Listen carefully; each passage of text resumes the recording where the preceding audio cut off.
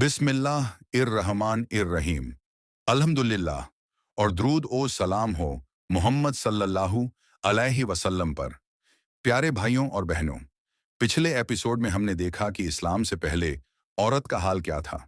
आज हम एक बहुत ही अहम और ज़रूरी टॉपिक पर बात करने जा रहे हैं। कुरान की रोशनी में औरत का मकाम, औरत और मर्द की इंसानी बराबरी और फजीलत का असली मयार तकवा।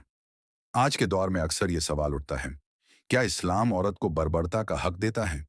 क्या कुरान औरत को कम या ज्यादा समझता है? असल में कुरान क्या कहता है?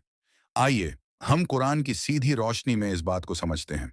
कुरान सबसे पहले ये वाजे करता है कि औरत और मर्द दोनों एक ही नफ्स से अदा किए गए। सूरह अन-निसा 4:1। ऐ लोगों, अपने रब से डरो जिसने एक ही जान से जन्म लिया और उसी से अपना जोड़ा बना लिया। क्या आयत से ये साफ होता है कि औरत और मर्द का असल एक है, ना कोई जाति तौर पर कम है न ज्यादा। दोनों इंसान इज्जत में बराबर हैं। इस्लाम ने औरत को कोई दूसरा मखलूक नहीं बल्कि पूरा इंसान माना है, इज्जत, शराफ और हुकूक के साथ। इस्लाम में सबसे बड़ी बात यह है कि फजीलत जिन्स, लिंग पर नहीं, तकवा पर है। सूरह अल हुजुरात 49:13।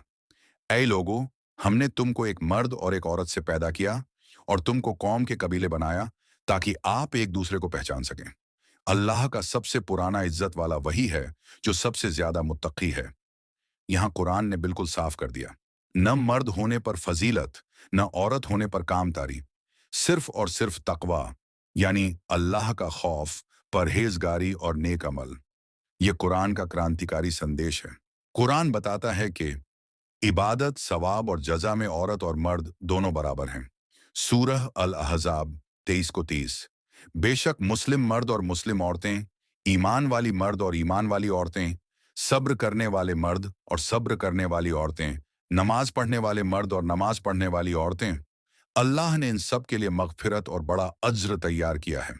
क्या आयत में अल्लाह ने एक एक सिफत मर्द और औरत दोनों के लिए अलग अलग गिनाई, ताकि कोई शक ना रहे कि अल्लाह के नाजदीक इबादत और सवाब में दोनों बराबर हैं।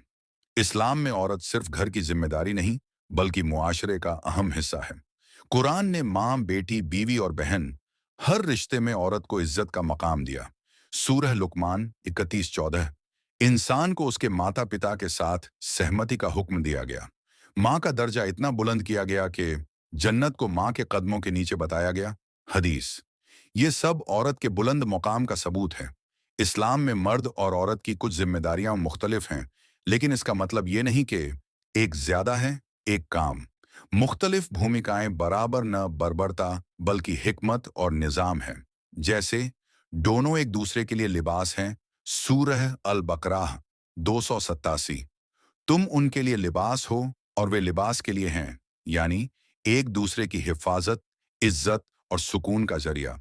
आज जब दुनिया में औरत और मर्द के नाम पर झगड़ा होता है, कुरान हमें सिखाता है इंसानी इज्जत दोनों की बराबर, फजीलत सिर्फ तकवा पर, इबादत और सवाब में बराबरी, रिश्तों में मोहब्बत और रहमत। इस्लाम औरत को काम नहीं करता बल्कि उसको इज्जत, पहचान और रूहानी मकाम देता है। प्यारे भाइयों और बहनों, कुरान का पैगाम बिल्कुल वाज़ेह है। औरत और मर्द दोनों अल्लाह के बंदे हैं। दोनों एक ही नफ्स से अदा हुए। फजिलत का मयार सिर्फ तकवा है। अल्लाह के नाजदीक जो ज्यादा मुत्तकी है वही ज्यादा इज्जत वाला है। आइए हम कुरान के इस पैगाम को समझें और अपनी जिंदगी, अपने घर और अपने मुआशरे में औरत को वही इज्जत और मकाम दें जो अल्लाह और उसके रसूल सल्लल्लाहु अलैहि वसल्लम ने दिया है।